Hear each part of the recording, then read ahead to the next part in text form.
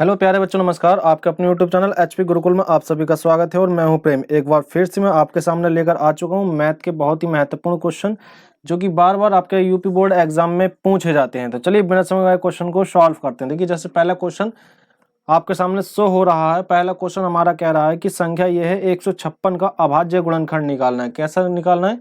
अभाज्य गुणनखंड। तो सबसे पहले हमें ये ध्यान रखना कि अभाज्य संख्या कौन सी होती है। तो देखिए, अभाज्य संख्या कौन सी होती है, ये सबसे छोटी अभाज्य संख्या होती है दो के बाद में फिर 3 होती है। अभाज्य संख्या एक ऐसी संख्या होती है जो स्वयं अपने ही पहाड़े से कटे, किससे? अपने ही मल्टीपल की गुणा में आए। और उसके बाद अगर हम बात करें तो ये जो होता है उसके बाद में 5 होती है, उसके बाद में 7 होती है, उसके बाद में 11 होती है, इसी प्रकार से चलता रहता है। ठीक है, तो निकालना हमें इसके कैसे गुणनखंड, अभाज्य गुणनखंड। तो चलिए करते हैं इसको। तो 156 को हम अभाज्य गुणनखंड करना शुरू करते हैं। पहले सबसे पहले 2 से काटेंगे। देखिए, सबसे पहले हमने 2 से ही क्यों काटा? क्योंकि सबसे छोटी संख्या हमारे पास 2 है, तो इसलिए सबसे छोटी अभाज्य संख्या कौन सी है? 2 है, तो इसलिए हम 2 से इसको काटना शुरू करेंगे। तो 2 से ही 15 में भाग करेंगे, क्या बार जाएगा? 7 बार जाएगा। हमारे पास 1 बचेगा, 16 हो जाएंगे और 2 अट्ठे हो जाएगा मेरे पास 16। इसके बाद फिर हम 2 से करेंगे, इसको 2 से करेंगे, 2 3 6 हो जाएगा, 1 बचेगा और 2 नीम 18 हो जाएगा। इसके बाद देखिए, हम 2 से नहीं कर सकते क्योंकि लास्ट में विषम संख्या आ गई। इसके बाद हम करेंगे इसको 3 से। तो 3 एकम 1, 3 एकम 3, 1 3 एकम 3 हो जाएगा, तो 1 बार जाएगा और ये 3 3 9 हो जाएगा, इसलिए 3 बार जाएगा। और इसको हम पूरे 13 से काटेंगे। 13 कैसी संख्या है? एक अभाज्य संख्या है। तो निकाल क्या लिखेंगे हम? यहाँ लिखेंगे 156। कितना है मेरे पास? 156 लिया है ना मैंने। 156 के अभाज्य गुणनखंड के अभाज्य। भाई, अभाज्य कौन सा होता है? अभाज्य वह संख्या होती हैं जो स्वयं अपने पहाड़े से ही कटे। ठीक है, अपने पहाड़े में ही आए, तो उनको बोलते हैं हम अभाज्य संख्या। तो अभाज्य संख्या 156 का अभाज्य कितने हो गए? 2 गुणा 2 गुणा 3 गुणा 13। ठीक है, तो 2 की पावर कितनी हो जाएगी? 2 की पावर 2 गुणा 3 की पावर 1 लगाओ या नहीं लगाओ और 13। तो ये हो जाएगा इसका राइट आंसर, ये हो जाएगा इसका। आई होप कि आपको समझ में जरूर आया होगा। चलिए, तो इसके बाद में हम बात करते हैं अगले सवाल की। अगला सवाल देखो हमारा क्या कहता है। बहुत ही अच्छा सा सवाल है, एकदम बेहतरीन सा सवाल है। ये सवाल आपके लिए बहुत ही महत्वपूर्ण सवाल है। तो आइए चलिए बात करते हैं अगले सवाल की। देखिए, ये रखा आपके सामने अगला सवाल। अगला सवाल हमारा क्या कह रहा है? देखिए, अगला सवाल हमारा कह रहा है कि a बराबर इतना है और b बराबर इतना है। क्या है? a बराबर इतना है और b बराबर इतना है। तो हमें निकालना क्या? HCF निकालना है। HCF निकालना है। तो चलिए बात करते हैं। तो सबसे पहले हम a नंबर लिखेंगे। a मेरे पास कितना है? a मेरे पास 2 की पावर 2 है गुणा 3 की पावर 3 है गुणा 3 की पावर 3 और 5 की पावर 4 है। उसी प्रकार हम b का लिखेंगे। b का मेरे पास कितना है? 2 की पावर 3 है गुणा 3 की पावर 2 है और गुणा 5 है। ये आपको याद रखने। निकालना हमें HCF है। तो HCF निकालना है किसका? a और b का हमें HCF निकालना है। तो देखिए, HCF में क्या होता है, जिसकी सबसे कम पावर होती है वही हम लिखते हैं HCF में। तो इन दोनों में सबसे कम पावर किसकी है? देखिए, सबसे कम पावर 2 इसकी है, तो ये आ जाएगा मेरे पास 2 की पावर 2 गुणा। देखिए, और इसमें इन दोनों में पावर सबसे कम किसकी? इसमें और इसमें। इसमें 2 है तो इसमें आ जाएगा 2। अच्छा, इन दोनों में हम देखें, इसकी पावर 4 है, इसकी पावर 1 है, तो इन दोनों में पावर कितनी हो जाएगी? 5। तो यही इसके HCF हो जाएगा। क्या हो जाएगा? यही इसका HCF हो जाएगा। चलिए, इसके बाद हम नेक्स्ट सवाल की बात करते हैं। देखिए, नेक्स्ट सवाल आपके सामने ये रहा। नेक्स्ट सवाल हमारा कह रहा है कि बहुपद ये दे रखा है और इसमें क्या निकालना है? हमें शून्यांक निकालने हैं। ठीक है, क्या निकालने में? शून्यांक निकालने हैं। तो चलिए निकालते हैं शून्यांक कैसे निकाले जाते हैं। देखिए, बहुपद ये है, तो सबसे पहले हम इसको यहाँ से हल लिख के और उतार लेंगे एक बार इसको। X square minus 2x minus 3।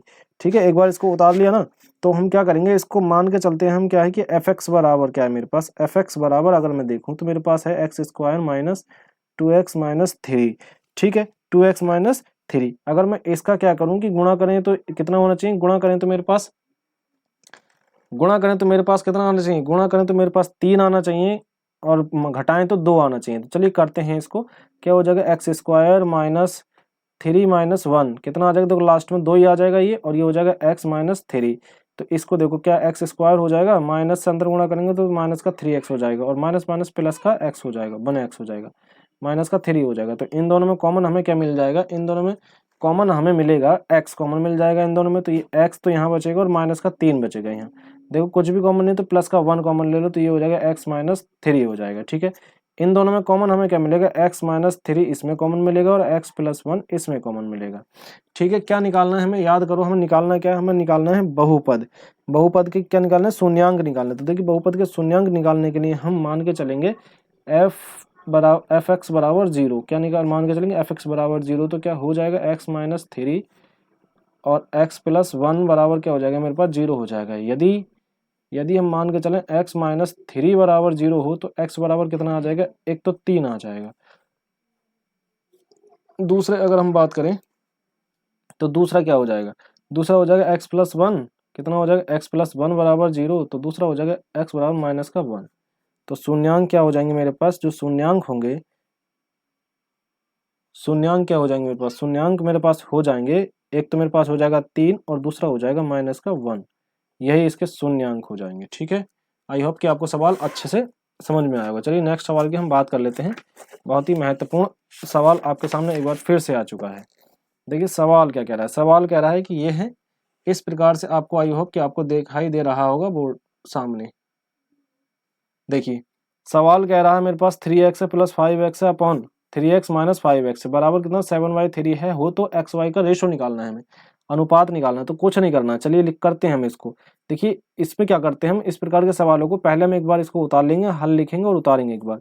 कितना हो जाएगा 3x plus 5y upon 3x minus 5y बराबर कितना हो जाएगा 7/3 हो जाएगा। तो कुछ ना करो, इसकी गुणा इसके साथ में करो, इसकी गुणा इसके साथ में करो। तो इसकी गुणा इसके साथ में करेंगे तो हमारे पास कितना आ जाएगा, 3 तिया कितना होता है, 3 तिया 9x होता है, और प्लस ये वाला ये आ जाएगा, 5 तिया 15 होते हैं, कितने हो गए 15, और बाई का बाई आएगा। उसके बाद बराबर में 7 तिया कितना होता है 21x होता है, और माइनस का ये वाला माइनस ये आ जाएगा, फिर 5 सत्ते 35 होते हैं बाई।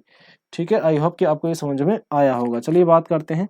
तो देखिए इसको उधर लेके जाएंगे और इसको उधर लेके आएंगे। तो अगर मैं इसको उधर लेके जाऊं तो ये कितना हो जाएगा मेरे पास 15 बाई हो जाएगा, और जैसे ही 15 बाई होगा तो ये आ जाएगा मेरे पास 35 बाई ये आ जाएगा। उसके बराबर क्या हो जाएगा 21x माइनस 9 हो जाएगा, 9x हो जाएगा। ठीक है, चलिए घटाते हैं हम आगे। अगर हम इसके आगे बात करें यहाँ से आगे, तो इन दोनों को जोड़ेंगे कितना हो जाएगा मेरे पास 50 हो जाएगा, 50 बाई हो जाएगा। और इस क्या मैं देखो, अगर इसमें से मैं घटाऊं, इसको किसको घटाता हूं मैं, इसमें से अगर 21 में से अगर मैं किसको घटाऊं, याद करो, अगर 21 में से मैं आपको 9 को घटाता हूं तो मेरे पास कितना बचेगा, ये आप एक बार बताइए। 21 में से अगर 9 घटाएंगे तो हमारे पास बचेगा 12, इसका मतलब इधर कितना बचा है मेरे पास 12x बचा है। ठीक है, तो निकालना क्या, मैं एक्स वाई का मान ही तो निकालना है, तो कोई दिक्कत नहीं है, चलो पहले कर लेते हैं इसको। तो एक्स वाई का मान निकालेंगे, बाई अपॉन एक्स हो जाएगा ना, बराबर कितना हो जाएगा 12/50 हो जाएगा। तो देखिए सबसे पहले कितने से काट ले हम, 2 से काटते हैं, 2 से काटेंगे क्या बार जाएगा 6 बार जाएगा, 2 से काटेंगे 25 बार जाएगा। हमें निकालना है एक्स वाई का, तो किसका एक्स, ये तो ये बार मान आ गया बाई का और ये आ गया एक्स का, निकालना है हमें एक्स वाई। तो एक्स मेरे पास कितना है 25 है, ठीक है, और बाई कितना 6 है। तो इसका मतलब रेशो कितना आ जाएगा, एक्स रेशो बाई का रेशो ये आ गया 25/6। ठीक है, कितना आ गया 25/6, बिल्कुल राइट आंसर इसका हो जाएगा। चलिए आगे क्वेश्चन की बात करते हैं। अगला क्वेश्चन है, देखिए अगला क्वेश्चन क्या कह रहा है, अगला क्वेश्चन आपका ये है कि क्या है मेरे पास 1/x² माइनस 2 बराबर 1/7 है।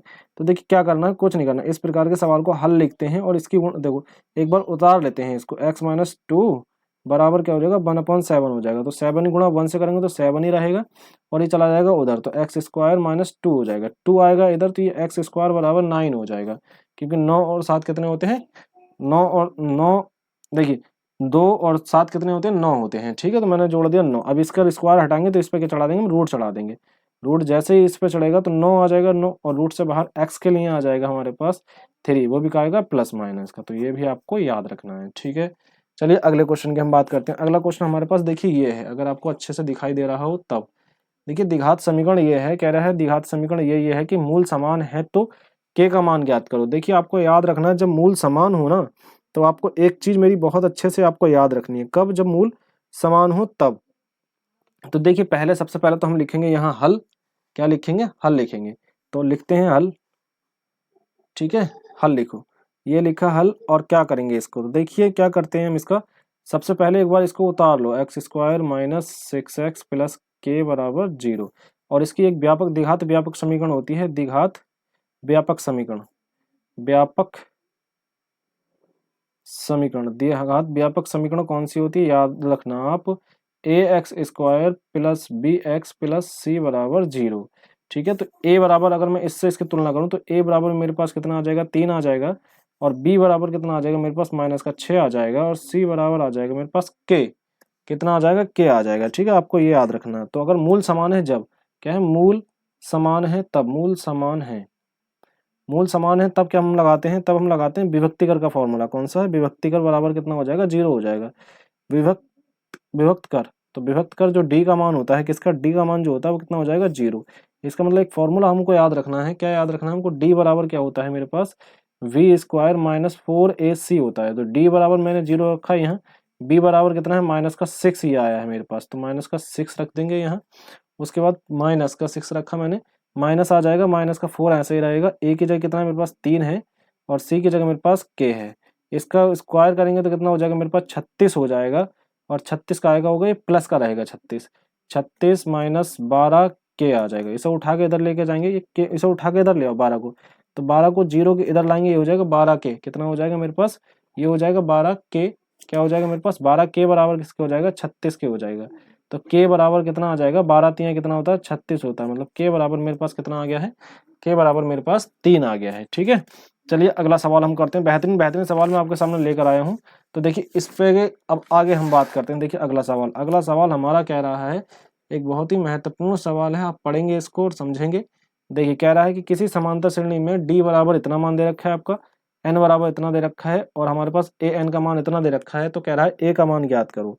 किसका मान ज्ञात करो, कह रहा है कि ए का मान ज्ञात करो। आपको बिल्कुल अच्छे तरीके से आपको ज्ञात करना है, समांतर श्रेणी में है ये, और क्या ज्ञात करना है, ए का मान ज्ञात करना है। ठीक है, तो देखिए एक बार लिख लेंगे हम, क्या लिखेंगे यहाँ से, वही अपना हल लिखेंगे, हल ये लिखेंगे। ठीक है, और यहाँ लिख लेंगे एक बार, ए बराबर मुझे क्या है, ज्ञात करना है, और डी बराबर मुझे दे रखा है माइनस का 4, एन बराबर मुझे दे रखा है 7, और ए एन बराबर मुझे दे रखा है 4। तो आप एक फॉर्मूला आपको याद रखना है कि ए एन बराबर एक फॉर्मूला होता है, A plus N minus 1 into D होता है। तो देखिए ए बराबर मान रखो, इसमें ए बराबर कितना है मेरे पास, 4 है, ए का मान मुझे निकालना है। एन बराबर मेरे पास कितना है, 7 माइनस 1 है, मतलब 7 है, और ये माइनस का ये वाला है। डी कितना है मेरे पास, डी माइनस का 4 है। ठीक है, उसके बाद देखिए डी माइनस का जैसे ही 4 हुआ, तो ये 4 बराबर कितना हो जाएगा, ए प्लस ये कितना हो गया, 6, और 6 जो कितना होता है, माइनस का 24 हो जाएगा। कितना हो जाएगा, माइनस का 24, क्योंकि माइनस प्लस माइनस होता है, माइनस का 24 हो जाएगा। ये आ जाएगा इधर, क्या आ जाएगा, ये आ जाएगा इधर, माइनस उठ के इधर आ जाएगा। तो ए बराबर मेरे पास माइनस का इधर आकर प्लस का हो जाएगा, और 4 जुड़ जाएंगे, कितना हो जाएगा, 28 हो जाएगा प्लस का।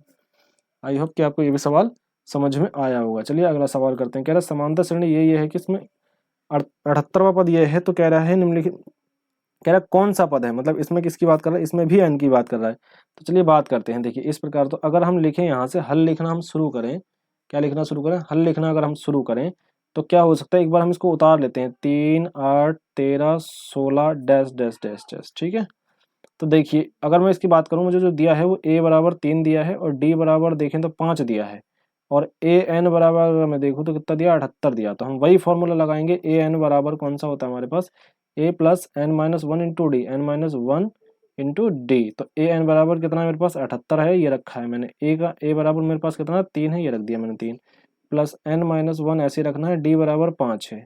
ठीक है, डी बराबर कितना है मेरे पास, 5 है, ये बन है, क्या है, बन है ये, और ये डी बराबर कितना है मेरे पास, 5 है। ठीक है, चलिए बात करते हैं। तो 78, ये अगर ये 3 इधर को लाएंगे तो कितना बचेगा मेरे पास, 75 हो जाएगा। कितना हो जाएगा, 75 हो जाएगा, कितना हो जाएगा, 75 हो जाएगा, क्योंकि प्लस का है तो लाकर माइनस का होगा, 78 में से 3 जाएंगे, प्लस का बचेगा। ठीक है, 75 कितना बचेगा, प्लस का बचेगा, और ये कितना हो जाएगा, 5n माइनस 5 हो जाएगा। इसे उठा के इधर लाएंगे तो मेरे पास क्या हो जाएगा, ये मेरे पास 5n बचेगा, और ये इधर लाएंगे तो ये हो जाएगा मेरे पास 80। ठीक है, 80 हो जाएगा। तो n बराबर कितना आ जाएगा मेरे पास, 16 आ जाएगा। 16 क्यों आ जाएगा, क्योंकि 5 से हम 80 को भाग करेंगे, क्या बार जाएगा, 16 बार जाएगा। चलिए आगे हम सवाल पढ़ते हैं। ये देखिए आगे सवाल बहुत ही बेहतरीन सा सवाल है आपके सामने। देखिए कह रहा है कि ये बिंदु हैं आपके पास, क्या है, बिंदु ये हैं, और कह रहा है कि इनके क्या ज्ञात करने हैं आपको, इनके बीच की दूरी ज्ञात करनी है। तो बीच की दूरी के लिए सबसे बिंदु आप याद रखना, तो बीच की दूरी के लिए एक फॉर्मूला होता है, दूरी का फॉर्मूला होता है, दूरी का फॉर्मूला, दूरी का सूत्र क्या होता है, जब दो बिंदुओं के बीच की दूरी निकालने का हो, तब रूट में हमारे पास होता है, क्या होता है, x माइनस x टू का whole square plus y1 minus y2 का होल स्क्वायर रखते हैं हम। देखिए देखिए ये x1 का मान है, ये y1 का मान है, ये x2 का मान है, ये y2 का मान है। तो सबसे पहले x2 x1 x1 x2, तो x1 इतना है, और ये देखिए माइनस का 1 है, माइनस का 12 ये आ जाएगा, और इन दोनों क्या हो जाएगा, स्क्वायर हो जाएगा, प्लस y1 मेरे पास कितना है, देखिए y1 मेरे पास 0 है, और ये भी मेरे पास 0 है, इसका मतलब y1 भी 0 है, माइनस ये भी 0 है, इसका होल स्क्वायर है। ठीक है, आगे देखिए ये रूट में आ जाएगा, इसका कितना होता है, इसका तो 5 ही रहता है, कितना रहता है इसका 5 नहीं सॉरी, ये इन दोनों को जोड़ो कितना हो जाएगा 17 हो जाएगा, कितना 17 हो जाएगा ना। इन दोनों को जोड़ो तो कितना हो जाएगा, देखिए 5 तो ये आएगा और माइनस माइनस क्या होता है प्लस होता है, ये पूरे पे है तो कितना हो जाएगा 12 हो जाएगा, और 12 का स्क्वायर है रूट में, ठीक है। तो अगर मैं इसको देखूं तो ये कितना हो जाएगा मेरे पास 17 का स्क्वायर हो जाएगा रूट में। तो ये जब 17 का स्क्वायर रूट में हो गया, किसका 17 का स्क्वायर जब रूट में हो गया ना ये रूट में, तो उसके बाद हम क्या करेंगे कि यहाँ जब अगर हम किस बीच की दूरी अगर हम निकाल रहे हैं तो इसके बराबर क्या आ जाएगा 17 बाहर आ जाएगा। इसका मतलब 17 इकाई जो मेरे पास क्या आ गई, दूरी आ गई इसकी। इन दो बिंदुओं की दूरी कितनी आ गई 17 इकाई, इन दो बिंदुओं के बीच की दूरी आ गई है। ये भी आपको याद रखना है, जब इन दो बिंदुओं के बीच की दूरी कितनी आ गई है मेरे पास 17 आ चुकी है। ये आपको बहुत बेहतरीन तरीके से आपको याद रखना है। अगर आप ये याद रखेंगे तो एकदम बेस्ट सवाल आपके सामने ये होने वाला है, क्योंकि यहाँ से आपको दिक्कतों का सामना नहीं करना पड़ेगा, क्योंकि यदि ये सब वही सवाल हैं जो कि आपके एग्जाम में बार बार पूछे जाते हैं, ठीक है।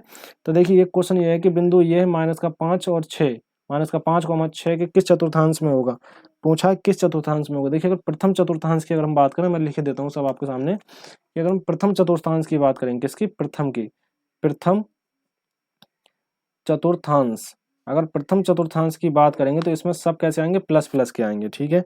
प्रथम चतुर्थांश में अगर हम द्वितीय चतुर्थांश की अगर मैं बात करूं, किसकी, द्वितीय चतुर्थांश, द्वितीय अगर चतुर्थांश की अगर मैं बात करूं तो इसमें क्या होता है आपका, इसमें पहला माइनस का होता है और दूसरा क्या का होता है, प्लस का होता है, ठीक है। मान की बात कर रहे हैं हम, इसके तृतीय की बात करें अगर हम, तृतीय चतुर्थांश, तो तृतीय चतुर्थांश में क्या होता है आपको ध्यान देना है, तृतीय चतुर्थांश में जो होता है वो दोनों माइनस के होते हैं, कैसे होते हैं, दोनों माइनस के होते हैं। अगर इसके बाद हम बात करें चौथे की, चौथा चतुर्थांश क्या है मेरे पास, चौथा चतुर्थांश, चतुर्थांश, अगर इस चतुर्थांश की अगर मैं बात करूं तो क्या होता है इसमें, इसमें एक प्लस में होता है दूसरा माइनस में होता है, दूसरा क्या में होता है, माइनस में होता है। तो ये भी आपको याद रखना है, ठीक है। बहुत अच्छा सवाल था। चलिए अगले सवाल की हम बात करते हैं आपके सामने एक बार फिर से, अगले सवाल की हम बात कर लेते हैं। देखिए अब ये सवाल आपके, और ये सब वही सवाल हैं जो कि आपके एग्जाम बार बार आते हैं, इस टेस्ट से आपको एग्जाम में देखने को मिलेगा जरूर सवाल आपको।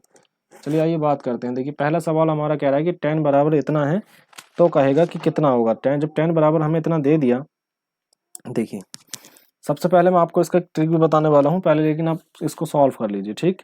देखिए tan थीटा बराबर मेरे पास कितना दे रखा है, कितना है 8/15 है, ठीक है। अगर मैं इसको देखूं 1/tan थीटा बराबर, तो क्या 1/tan थीटा जैसे ही 1 आए ये उल्टा हुआ तो ये भी तो उल्टा हो जाएगा, मतलब 15 बटे कितना आ जाएगा 8 आ जाएगा।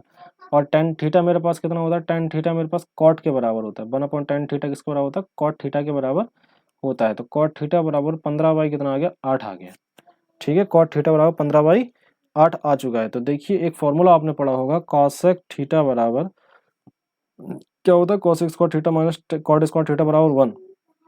तो ये रूट में मेरे पास क्या आ जाएगा 1 प्लस कॉट स्क्वायर थीटा, ठीक है, 1 प्लस कॉट स्क्वायर थीटा। तो 1 तो ऐसे ही रहेगा, प्लस इसकी जगह कितना रहेगा 15/8 का होल स्क्वायर, और पूरा स्क्वायर ये आ जाएगा, ठीक है। इसको सॉल्व कर लेते हैं। तो 1 प्लस ये कितना हो जाएगा 225 बटा कितना हो जाएगा मेरे पास 64 हो जाएगा, कितना हो जाएगा 64 हो जाएगा, ठीक है। इकाई में है, रूट में चल रहा है। आगे देखें अगर इनको इन दोनों को देखें तो 64 प्लस 225 बटा 64, ये भी रूट में, तो ये तो कितना हो जाएगा 289 बटे कितना हो जाएगा मेरे पास 64 हो जाएगा, रूट में कितना हो जाएगा 64। तो ये 289 किसका होता है 17 का होता है, और ये 64 कितना का 8 का होता है। तो इसका राइट आंसर कितना हो जाएगा, ये हो जाएगा मेरे पास, ठीक है। चलिए अब अगले सवाल की हम बात करते हैं। देखिए अगला सवाल हमारे पास ये है, अगला सवाल हमारे पास क्या कह रहा है, अगला सवाल हमारे पास कह रहा है कि सेक थीटा बराबर हमारे पास कितना होता है 2 होता है, तो थीटा का मान ज्ञात करें। मतलब सेक थीटा बराबर मेरे पास 2 है, कितना है मेरे पास, सेक थीटा बराबर जैसे ही मैंने 2 रखा है तो कह रहा है थीटा का मान ज्ञात करो। देखिए सेक थीटा बराबर क्या होता है, ये सेक 45 का मान होता है, किसका, सेक 45 का मान होता है, किसका होता है ये, जो 2 होता है, सॉरी 2 जो होता है वो 60 का मान होता है, किसका, 2 मान किसका होता है 60 का होता है। इसके बाद अगर मैं इस सेक से सेक कैंसिल हो जाएगा तो थीटा बराबर अगर हम बात करें तो कितना बचेगा मेरे पास 60 बचेगा, 60 डिग्री थीटा, ठीक है। आगे आ जाओ, आगे सवाल देखो क्या कह रहा है। अगला सवाल कह रहा है, दिखाई दे ही रहा होगा आपको। चलिए अगला सवाल देखिए हमसे क्या कह रहा है, कह रहा है कि एक लंबवृत्तीय बेलन के आधार का क्षेत्रफल। तो देखिए बेलन के आधार का जो क्षेत्रफल होता है वो होता है पाई आर स्क्वायर। क्या होता है, बेलन के आधार का क्षेत्रफल लिखते हैं हम, बेलन के आधार का क्षेत्रफल, बेलन के आधार का क्षेत्रफल क्या होता है, पाई आर स्क्वायर होता है। ठीक है, बेलन के आधार का क्षेत्रफल क्या होता है, पाई आर स्क्वायर होता है। और जैसे ही पाई आर स्क्वायर होता है तो इसके बराबर हमें दे रखा है पाई स्क्वायर बराबर कितना है मेरे पास, 9 पाई है। कितना है मेरे पास, 9 पाई है। तो पाई से पाई कैंसिल हो जाएगा, क्या आर स्क्वायर बराबर मेरे पास आ गया 9। तो जैसे ही 9 आया है तो क्या आर बराबर अगर मैं देखूं तो कितना आ जाएगा मेरे पास, आर बराबर आ जाएगा मेरे पास 3 आ जाएगा। ये तो त्रिज्या आ गया, क्या आ गया, त्रिज्या आ गया। लेकिन पूछा क्या है, हमें पूछा है व्यास, तो व्यास कितना होता है, त्रिज्या का दुगना होता है। तो त्रिज्या ये आ गया और 2 से गुणा कर देंगे तो व्यास मेरे पास आ जाएगा 6। क्या आ जाएगा, 6 सेंटीमीटर। क्या आ जाएगा मेरे पास, 6 सेंटीमीटर व्यास आ जाएगा। आई होप कि आपको सवाल अच्छे समझ में आया हुआ। अगर देखिए इतने जो सवाल मैंने कराए हैं, सवाल आपको अच्छे लगे तो वीडियो को शेयर करना और चैनल को सब्सक्राइब जरूर कर लेना। मिलते हैं और ऐसी ही बेहतरीन सी वीडियो के साथ, तब तक के लिए जय हिंद। तो लाइक करना भी बहुत ज़रूरी है।